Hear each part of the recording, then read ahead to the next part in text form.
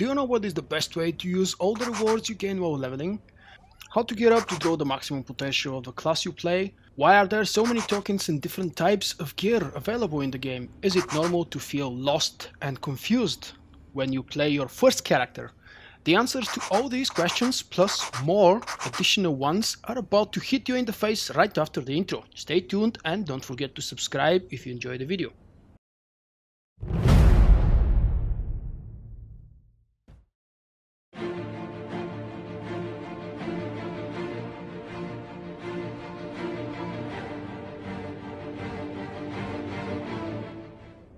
This is Star Wars The Old Republic Basic Series video. In it, most of the things I will share and explain are well known to the veterans. However, if you have a few minutes stay around, watch and listen, you may discover a fact or a trick you didn't know, or perhaps add to the information via the comment section down below. Welcome, ladies and gentlemen, to the next installment of basic tips and tricks for newer players. In this video we will talk about vendors and more specifically the basic commendation usage. And I totally have my cheat list over here. I will be covering these basic points. Right now I'm on my Sith Marauder Skorks. Yes, he looks like Volk, but he's more evil. I'm located in the supply section on the Empire fleet, which is in the top left corner on the map. For the Republic fleet, the vendors we will be exploring are in the bottom right corner, but it's against the supply section. For whatever reason, the fleet is just turned around. With game update 3.2, we had another kind of revamp and change to the commendations. BioWare is pretty much throwing for free basic commendations to us regardless of what we're doing and how we do it. There are basic commendations reward everywhere for everything, including as a free drop random from some mobs. Throughout the planets, I mean. They've upped the rewards in numbers of basic commendations after completing the main story missions in the game, and as most of you know, at the moment of recording this video we have active event 12 time XP epic boost, which means doing the main class story missions will reward you 12 times more experience than what they usually would, which means you can skip absolutely everything else and just enjoy the stories of the game. If you haven't watched my video on the matter, on this topic, I will have a link here somewhere right now.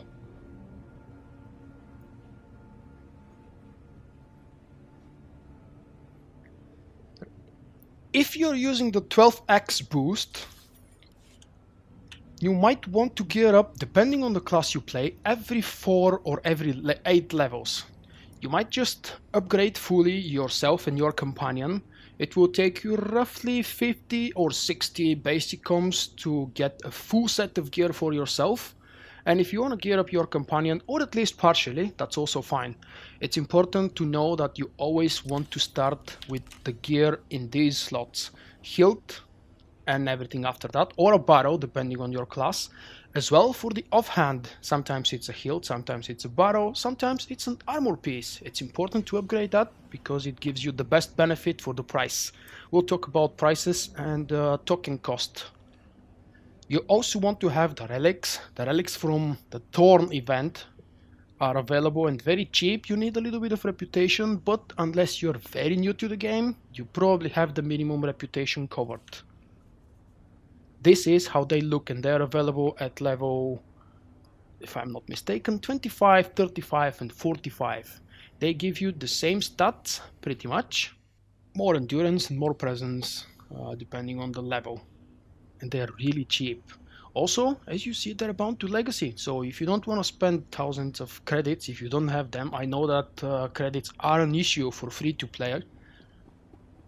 You might want to stick them in your legacy bank eventually and transfer them between characters. This means don't throw them away when you outlevel them. Regarding the leveling, I would suggest to start with orange gear at level 13. A couple words quickly on orange gear if you don't know what this is. Orange gear is this. It has 3 available slots, sometimes 2 depending on the item. They have armoring, mod, enhancement and an augment slot. There is no point using augments for low levels, they're just wasting your time and resources probably. If you really want to, you can augment yourself and be even more overpowered.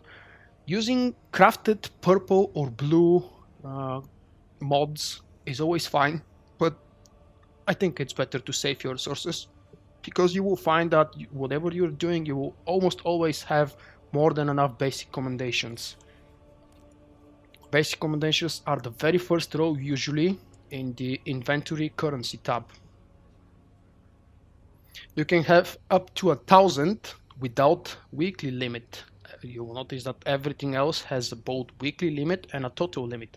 I'm above the 1,000 because they did something special when they converted everything during the 3.0 and the release of Shadow of Revan, but this is not important at the moment. You should know that you can't have more than 1,000 at the moment. After you get your orange gear, there are a number of ways. Probably there are still available.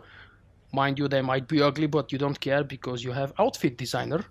There might be available cheap orange empty shells on GTN for reasonable prices. Another option is, depending on how much you've played through the game, you could go to one of the legacy vendors and get a legacy set bound to your legacy, and you can transfer it across your characters, which means you will not have to buy a second set.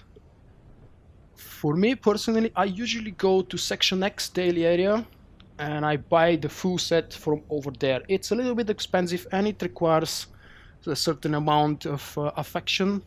If you're leveling normally without the 12 extra XP, which I definitely recommend to the totally new players who haven't leveled at least 1 or 2 characters before, you should most likely update, because you have abundance of basic comms every 4 levels, both yourself and your companion. Again, some classes can do things easier depending on your experience with the class, depending on the current class state, because some of them are a little bit more powerful than others. We all know that nothing is ever completely balanced in any MMO, and this is the case here as well. For example, I'm experienced enough with my Sentinels so I can firmly go and do content with 10 levels lower mods than whatever I'm doing. A quick note on the difference between normal gear that you loot and the orange or purple shells, which can be modified with mods inside them. The gear that you loot with no mods will look like something like this. It will have specific statistics bound to it and you're never able to change them. In this case, you can slot a color crystal to this specific item. A very important change, I believe they did that with 3.2 or the previous patch, but it's not important when. It's important that it's available to purchase mods higher than your current level. Of course, now I'm 59 and I can purchase everything here. Come again. You won't find a better bargain. But it doesn't matter if you're level 10. If you have the basic commendations, you can purchase these mods.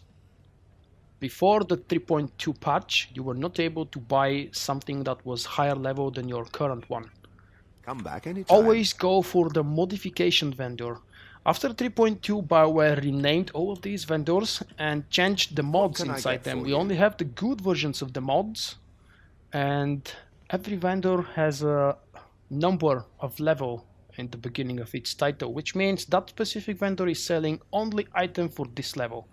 There are a couple of exclusions here and there, but I'm more inclined to believe that's actually a bug or I don't know what else. An example is in 1 or 2 vendors I found items that are not the specific levels, but 1 or 2 above or below. It doesn't really matter that much. The other change is after 3.2, every single mod here costs 2 commendations, basic commendations.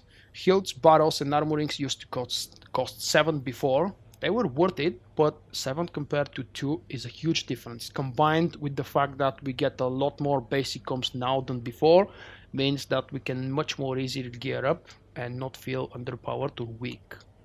If you want to save time, or if you want to save frustration, you can buy mods in advance and stack them in your inventory if you have the space. If you don't, you can stack them in your bank, in your legacy bank, or even on an alt character. Remember to always use all the specific boosts for traveling. If you're using 12x, it means you're a subscriber, and if you purchased all the legacy perks for quick travel, you will have 0 cooldown, which means you will be able to travel to every single spawn point on whatever area you are. I'm currently on the fleet, but if you're on a planet, you will have everything discovered and you will be able to teleport yourself immediately there without a cooldown. This means you don't have to run back and forth handing quests, for example. If you need to go to the fleet from whatever corner of the world you are in, the easiest and quickest way is usually through your galactic stronghold. Go there, then click on the small button that appears here below the minimap, and you will be able to quickly teleport back to your ship. Just use these quick travels because they save a lot of time and they allow you to enjoy the gameplay in a better pace. There are also a number of ways to obtain level 10 plus 41 crystals. Plus 41 means that you basically have a plus 41 stat to your crystal, whether it's power, endurance, expertise for PvP only, or critical chance. It's entirely up to you. Personally, I always use power on my crystals. It doesn't really matter that much what color it will be, especially if you're not using lightsaber.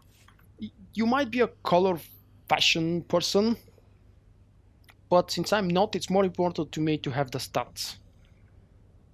That means you can go to GTN and purchase the cheapest one, or open the cartel store and find a cheap enough crystal that would suit your needs. This one, for example, happens to be discounted at this very moment. Wow, it's actually quite expensive, 500 points for a crystal. Usually the plus 41 crystals are available for high-end players, which means this is the highest stat you can ever have on your crystal for these specific slots for your main hand or offhand. Every main hand and offhand has a crystal, and if you stack up the plus 41 since level 10, you will never ever have to worry about that being upgraded again. Obviously, if you know how to craft and if you have the schematics for purple gear and the resources to do it, by all means craft something. Starting again with the first slot in your main hand and offhand is the best benefit for yourself. If you have the specific class, like for example Biochem can do your implants and stims, it would be a good idea to craft a few implants for yourself. Usually they start for level 20 plus and you have them available every 4 or so levels. Whether it would be a green, blue or a purple version of the specific implant, it's entirely up to you and your patience to craft and crit and reverse engineer.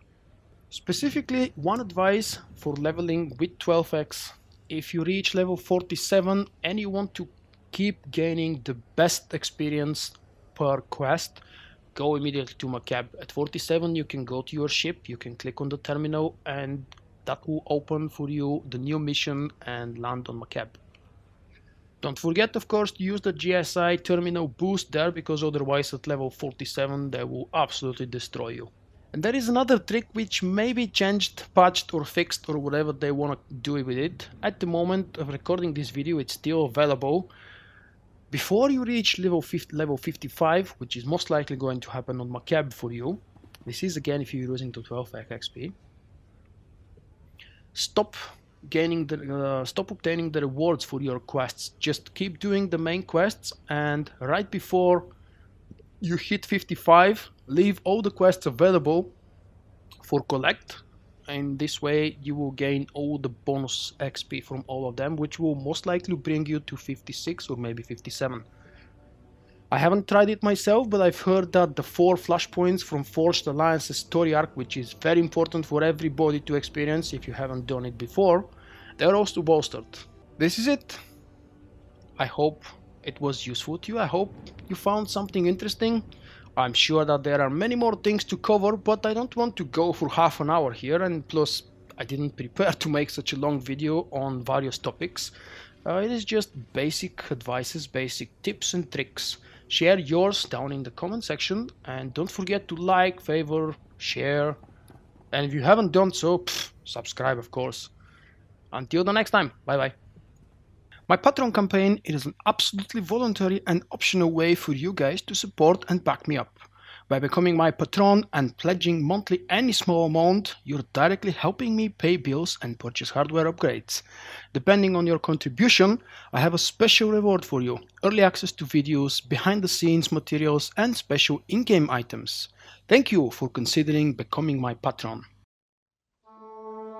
Remember, you can find me also on Twitch, Twitter and Facebook. For my non-Star Wars activities, I invite you to subscribe to my second YouTube channel.